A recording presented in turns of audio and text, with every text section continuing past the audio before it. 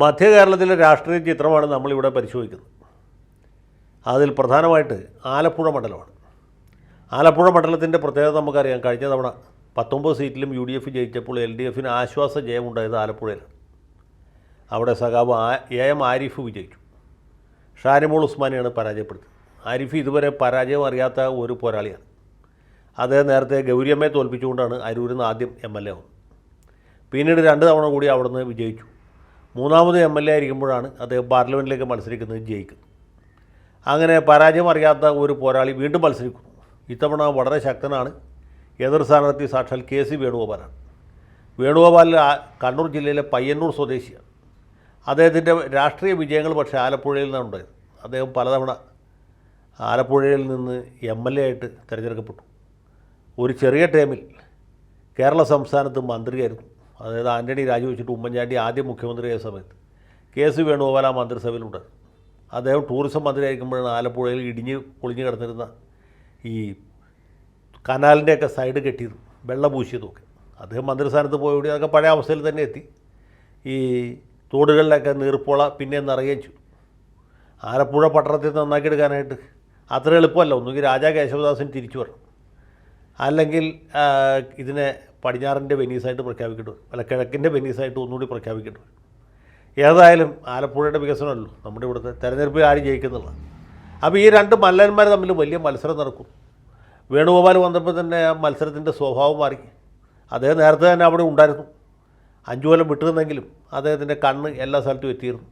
പണത്തിന് യാതൊരു ക്ഷാമമുള്ള സ്ഥാനാർത്ഥിയല്ല വേണുഗോപാൽ. അദ്ദേഹം തന്നെ കോൺഗ്രസിൻ്റെ ഹൈക്കമാൻഡായിട്ടിരിക്കുന്ന ആളാണ്. അദ്ദേഹത്തിൻ്റെ ഉപദേശ നിർദ്ദേശങ്ങളനുസരിച്ചാണ് സാക്ഷാൽ രാഹുൽ ഗാന്ധി പോലും പ്രവർത്തിക്കുന്നത്. അപ്പോൾ രാഹുൽ ഗാന്ധി വയനാട്ടിലും വേണുഗോപാൽജി ആലപ്പുഴയിലും മത്സരിക്കുന്നു. 2 പേരും ജയിക്കും എന്നുള്ള ഏതാണ്ട് ഉറപ്പാണ്. അവിടെ BJP സ്ഥാനാർത്ഥിയായിട്ട് ദേശീയ ജനാധിപത്യ സഖ്യത്തിൻ്റെ സ്ഥാനാർത്ഥിയായിട്ട് ശോഭാ സുരേന്ദ്രൻ കൂടി വന്നപ്പോൾ മത്സരം കൊഴുത്തു, അല്ലെങ്കിൽ മത്സരം കടുത്തു. ശോഭാ സുരേന്ദ്രൻ ഒരു ഇടിവെട്ട് സ്ഥാനാർത്ഥിയാണ്. അവരെന്താ പറയുക, എന്താ ചെയ്യാന്ന് അവർക്ക് തന്നെ അത്ര നിശ്ചയമില്ല. പക്ഷേ വോട്ടർമാരുടെ ഇമാജിനേഷൻ പിടിച്ചെടുക്കാൻ കഴിവുള്ള ആളാണ്. ജനങ്ങളുടെ ഇടയിൽ വലിയ സ്വീകാര്യതയുള്ള ഒരു സ്ഥാനാർത്ഥിയാണ്. BJPക്കാർ മാത്രമല്ല, BJP അല്ലാത്ത ആളുകളൊക്കെ ഇവരുടെ ഈ ഒരു വ്യക്തിപ്രാഭവത്തിൽ വീണുപോകും. കേരളത്തിൽ എനിക്ക് തോന്നുന്നത് BJPയിൽ ഇതുപോലെ ആൾ സ്വാധീനമുള്ളൊരു നേതാവില്ല. ഈ സുരേഷ് ഗോപിയോ അല്ലെങ്കിൽ രാജീവ് ചന്ദ്രശേഖരക്കോ അങ്ങനെ നേതാക്കന്മാരല്ലോ, ഒരു സാക്ഷാൽ BJPക്കാരല്ല. BJP സ്പോൺസർ ചെയ്തിട്ടുള്ള ആളുകളാണ്. BJPക്കാരായ BJP നേതാക്കളിൽ BJP സ്ഥാനാർത്ഥികളിൽ ഏറ്റവും വോട്ട് പിടിക്കാൻ കഴിവുള്ള ഒരാളാണ് ശോഭാ സുരേന്ദ്രൻ. അവർ നേരത്തെ ഒരിക്കൽ എറണാകുളത്ത് ഒരു ഉപതെരഞ്ഞെടുപ്പിൽ മത്സരിച്ചപ്പോൾ ഞങ്ങൾ കണ്ടതാണ്. ഇടിച്ചു കയറുന്ന ഒരു സ്ഥാനാർത്ഥിയാണ്. അപ്പോൾ സഖാവ് ആരിഫിന് ഇവരുടെ സ്ഥാനാർത്ഥിത്വം ഒരു വെല്ലുവിളിയാവും എന്നാണ് കരുതപ്പെടുന്നത്. കാരണം ഈ CPMന് വോട്ട് ചെയ്യുന്നതിൽ നല്ലൊരു വിഭാഗം ഈഴവരാണ്. ശോഭാ സുരേന്ദ്രൻ ആ വിഭാഗത്തെയാണ് അഭിസംബോധന ചെയ്യുന്നത്. പ്രധാനമായിട്ടും ഹിന്ദു വോട്ടുകൾ പൊതുവിൽ അവരുടെ ഭാഗത്തൊരു വലിയ ഒരു അരക്ഷിതാവസ്ഥയുണ്ട്. പ്രത്യേകിച്ച് ഈ ആലപ്പുഴയിലെ പോപ്പുലർ ഫ്രണ്ടുകാരുടെ പ്രകടനവും കൊലപാതകവും ഒക്കെ ഉള്ളതുകൊണ്ട് അവിടെ മൊത്തത്തിലൊരു ഹിന്ദു മുസ്ലിം ധ്രുവീകരണത്തിലുള്ള സാധ്യതയുണ്ട്. മുസ്ലിം വോട്ടുകൾ ഏറെക്കുറെ നല്ല രീതിയിൽ വേണുഗോപാലിനാണ് കിട്ടേണ്ടത്. പക്ഷേ കിട്ടാൻ പോകുന്നത് ആരിഫിനാണ്. കാര്യം ജമാഅത്തെ ഇസ്ലാമിയുടെ പിന്തുണയുണ്ട്, മുസ്ലിം ലീഗിൻ്റെ പിന്തുണയുണ്ട്, പോപ്പുലർ ഫ്രണ്ടിൻ്റെ പിന്തുണയുണ്ട് വേണുവിന്. പക്ഷേ അവരെ മിക്കവരും തന്നെ വോട്ട് ചെയ്തിട്ടുള്ളത് ആരിഫിനാണ്. അതാണ് അതിൻ്റെ തമാശ. ശരിക്ക് PDP മാത്രമേ ആരിഫിന് പിന്തുണ പ്രഖ്യാപിച്ചിട്ടുള്ളൂ. പക്ഷേ ഈ നേരത്തെ പറഞ്ഞ വിധ്വംസക ശക്തികളുടെ അധികം വോട്ടുകളും SDPI അടക്കം ആരിഫിന് ചെയ്തു എന്നാണ് കരുതപ്പെടുന്നത്. ഒരു ന്യൂനപക്ഷത്തിൻ്റെ വോട്ട് വേണുഗോപാലും കിട്ടിയിട്ടുണ്ട്. പക്ഷേ ഈ ഒരു സാമുദായിക സാഹചര്യം അവിടെ നിലനിൽക്കുന്നുണ്ട്. ശോഭാ സുരേന്ദ്രൻ ഇടിച്ചു കയറാനുള്ള സാധ്യതയുണ്ട്. ശോഭാ സുരേന്ദ്രൻ ജയിക്കുന്നതല്ല പറഞ്ഞത്, പക്ഷേ അവർ പിടിക്കുന്ന വോട്ട് സ്വാഭാവികമായിട്ടും ആരിഫിനെ കുഴപ്പത്തിലാക്കും. വേണുഗോപാൽ വളരെ ശക്തനായ സ്ഥാനാർത്ഥിയാണ്. അദ്ദേഹം ജയിക്കാനാണ് സാധ്യത കൂടുതലായിട്ട് കാണുന്നത്. എറണാകുളത്തേക്ക് വരുമ്പോൾ കാര്യങ്ങൾ വളരെ സിമ്പിളാണ്. ഇത്ര സിമ്പിളായിട്ടുള്ള തിരഞ്ഞെടുപ്പ് എനിക്ക് തോന്നുന്നത് ഒരുപക്ഷെ മലപ്പുറത്തോ അല്ലെങ്കിൽ വയനാട്ടിലോ മാത്രമേ നടക്കുന്നുണ്ടാവും. അത്രയും നേരത്തെ നിർണ്ണയിക്കപ്പെട്ട ഒരു തിരഞ്ഞെടുപ്പാണ്. ക്രോണിക്കിൾ ഓഫ് എൻ ഇലക്ഷൻ ഫോർട്ടോൾഡ് എന്ന് വേണമെങ്കിൽ മാർക്കേസിന് വേണമെങ്കിൽ നോവലെഴുതാം. അത്ര വൃത്തിയായിട്ടുള്ള ഇലക്ഷനാണ് ഇവിടെ നടന്നിട്ടുള്ളത്. സാധാരണ നമ്മൾ പറയില്ലേ, ഇലക്ഷൻ കഴിഞ്ഞ് 8 മണി കഴിഞ്ഞ് 5 മിനിറ്റ് ആകുമ്പോൾ തീരുമാനമാവും എന്ന് പറഞ്ഞിട്ടുണ്ട്. എറണാകുളത്തെ തിരഞ്ഞെടുപ്പ് അങ്ങനെയല്ല. 7 മണി കഴിഞ്ഞ് 55 മിനിറ്റ് ആകുമ്പോൾ, അതായത് വോട്ടറിനൊക്കെ 5 മിനിറ്റ് മുമ്പ് തന്നെ ഇവിടെ ഫലപ്രഖ്യാപനം നടക്കും. അത്ര രസമുള്ള തിരഞ്ഞെടുപ്പാണ്. സിറ്റിംഗ് MP ഹൈബി ഈഡനാണ് മത്സരിക്കുന്നത്. ഹൈബി ഈഡൻ നേരത്തെ എറണാകുളത്ത് 2 തവണ MLA ആയിരുന്നിട്ടുള്ളതാണ്, സിറ്റിംഗ് MP ആണ്. അദ്ദേഹം വീണ്ടും കോൺഗ്രസ് ചിഹ്നത്തിൽ കോൺഗ്രസ് സ്ഥാനാർത്ഥിയായിട്ട് ജനവിധി തേടുകയാണ്. അദ്ദേഹം ജയിക്കും എന്നുള്ള കാര്യം ഇവിടെ സംശയമുള്ള ഒരാളുമില്ല.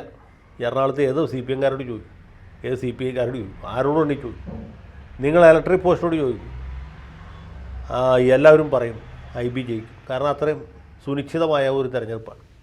അദ്ദേഹത്തിനെതിരെ മത്സരിക്കാൻ എറണാകുളത്തെ ധീരശൂര പരാക്രമികളായ ഒറ്റ CPM-കാർക്കും ധൈര്യമില്ലാത്തതുകൊണ്ട്, അല്ലെങ്കിൽ പേടിയുള്ളതുകൊണ്ട് അവരെല്ലാവരും രംഗത്തുനിന്ന് പിന്മാറി. അവസാനം ഇന്ന് വരെ കേൾപ്പോരും കേൾവിയില്ലാത്ത ഒരാളെ ഒരു സ്ഥാനാർത്ഥിയായിട്ടുള്ളൂ, ഷൈൻ ടീച്ചർ എന്നാണ്. സത്യം പറയട്ടെ, ഈ എത്രയോ കൊല്ലത്തെ രാഷ്ട്രീയ പരിചയമുള്ള ഞാൻ പോലും ഷൈൻ ടീച്ചറുടെ പേര് കേൾക്കുന്നത് സ്ഥാനാർത്ഥിയായിട്ട് പ്രഖ്യാപിച്ചപ്പോഴാണ്. KJ ഷൈൻ എന്ന് കേട്ടപ്പോൾ സ്ത്രീയോ പുരുഷനോ എന്നറിയില്ല, പുരുഷനാണെന്നാണ് വിചാരിച്ചത്. പിന്നെയാണ് ഇവർ സ്ത്രീയാണെന്നും ടീച്ചറാണെന്നും മനസ്സിലായത്. പറവൂരോ ഗോതുരത്തിലോ ഉള്ള ഏതൊരു സ്കൂളിലെ അധ്യാപിക, KLCA-യുടെ പ്രവർത്തിക്കുന്നു, കേരള ലാറ്റിൻ കാത്തലിക് അസോസിയേഷൻ. 1-2 തവണ മാർക്സിസ്റ്റ് സ്ഥാനാർത്ഥിയായിട്ട് പഞ്ചായത്തിലേക്കോ മുനിസിപ്പാലിറ്റിയിലേക്കോ മറ്റോ ജയിച്ചിട്ടുണ്ട്. അത്രേ ഉള്ളൂ. ആ ഒരു എക്സ്പീരിയൻസ് വെച്ച് ഇവരെ പാർലമെൻറ്റിലേക്ക് മത്സരിപ്പിക്കാൻ തീരുമാനിച്ച നമ്മുടെ എറണാകുളത്തെ പ്രതിഭാശാലികളായ മാർക്സിസ്റ്റ് നേതാക്കളുടെ ധൈര്യത്തിനും സ്ഥൈര്യത്തിനും മനോബലത്തിനും മുമ്പിൽ നമുക്ക് നമിക്കാൻ മാത്രമേ സാധിക്കൂ. അപ്പോൾ ഇങ്ങനൊരു സ്ഥാനാർത്ഥിയെ നിർത്തിയെന്ന് വെച്ചാൽ, അല്ലെങ്കിൽ ഹൈബി ഈഡനെ എതിരില്ലാതെ ജയിച്ചു. സൂററ്റിലും ഇൻഡോറിലുമൊക്കെ BJP സ്ഥാനാർത്ഥികൾ ജയിക്കുന്ന പോലെ എറണാകുളത്ത് കോൺഗ്രസ് സ്ഥാനാർത്ഥി എതിരില്ലാതെ ജയിച്ചു എന്നൊരു പഴി CPM-കാർ കേൾക്കേണ്ടി വരും. അത് ഒഴിവാക്കാൻ വേണ്ടിയിട്ട് ഒരു ഷൈൻ ടീച്ചറെ അവിടെ കൊണ്ടുവന്ന് മത്സരിപ്പിക്കുകയാണ്. പാവം, അവരോട് സഹതപിക്കാൻ മാത്രമേ നിവൃത്തിയുള്ളൂ. BJP സ്ഥാനാർത്ഥി നമുക്ക് ഏവർക്കും പ്രിയങ്കരനായ, അല്ലെങ്കിൽ എല്ലാവർക്കും പരിചിതനായ ഡോക്ടർ KS രാധാകൃഷ്ണനാണ്. KS രാധാകൃഷ്ണൻ ഞാൻ കാണുന്ന കാലം മുതൽക്കേ ഖാദറിട്ട കോൺഗ്രസ്സുകാരനാണ്. ഖാദറല്ലാതെ ഒരു വേഷത്തിൽ അദ്ദേഹത്തെ കണ്ടിട്ടേ ഇല്ല. അദ്ദേഹം കോൺഗ്രസ്സുകാരനായിരുന്നു. എറണാകുളം മഹാരാജ് കോളേജിലെ അധ്യാപകനായിരുന്നു. അദ്വൈത വേദാന്തത്തിലാണ് പുള്ളിക്ക് ഡോക്ടറേറ്റ് കിട്ടിയിട്ടുള്ളത്. പ്രസിദ്ധനായ അധ്യാപകൻ എന്ന രീതിയിൽ അദ്ദേഹം കാലടി സംസ്കൃത സർവകലാശാലയുടെ വൈസ് ചാൻസലറായിരുന്നു. പിന്നീട് അദ്ദേഹം കേരള പബ്ലിക് സർവീസ് കമ്മീഷൻ്റെ ചെയർമാനായിരുന്നു.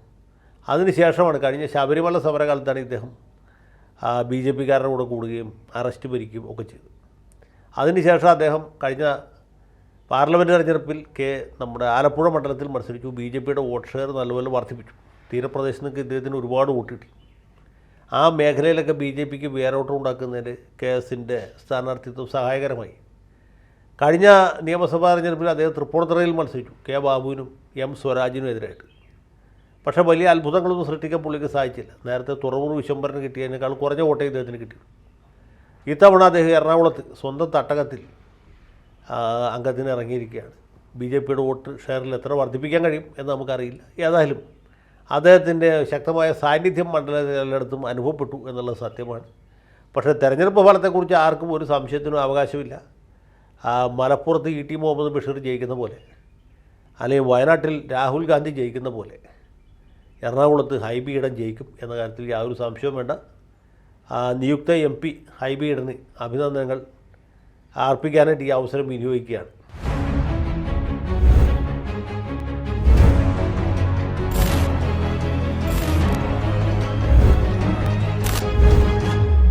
കൂടുതൽ വാർത്തകളും വിശേഷങ്ങളും നിങ്ങളിലേക്ക് എത്താൻ ABC മലയാളം സബ്സ്ക്രൈബ് ചെയ്യുക, ബെൽ ബട്ടണും അമർത്തുക.